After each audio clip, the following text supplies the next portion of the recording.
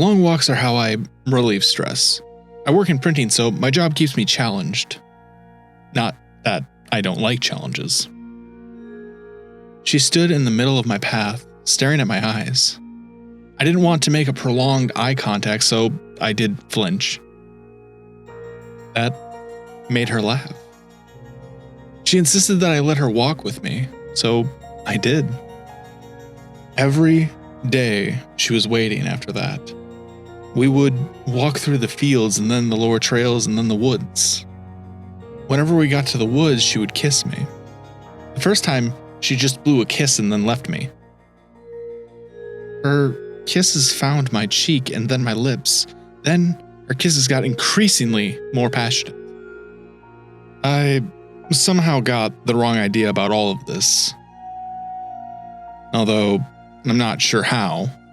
One day, I simply tried to kiss her first, and she shielded away. She smiled like I was crazy for that.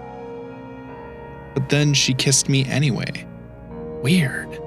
Every time she kissed me, she would leave. I tried to follow after, naturally, but she would vanish. So I resolved to get my kiss early.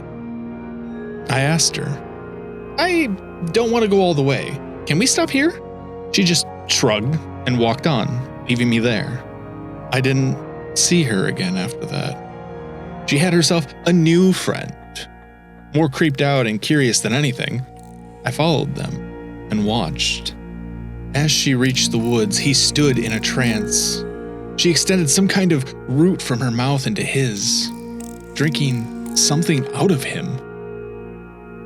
When she was done, I saw her true face, horrible and bark-like. Her hair was filled with leaves and her legs were those of a fawn. She nimbly vanished back into the forest, leaving her latest victim. I left him there as he looked on after her, touching his cheek from her kiss.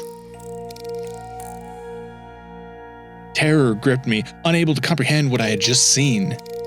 Then I realized the root had gone inside me too, and I was unaware of what she had done. Somehow, she could cloud the mind of her victim. As the other guy walked away, I looked back at the woods. Two big brown eyes shone there in the everlasting shade. I could hear her laughter, and then I realized that it was sincere. I knew somehow while staring back at her real eyes that the little patch of trees had stood there always, and it was her home, surrounded now by apartments. Still trembling in the residue of a nightmare, I ventured home. Maybe I will take up yoga to relieve stress?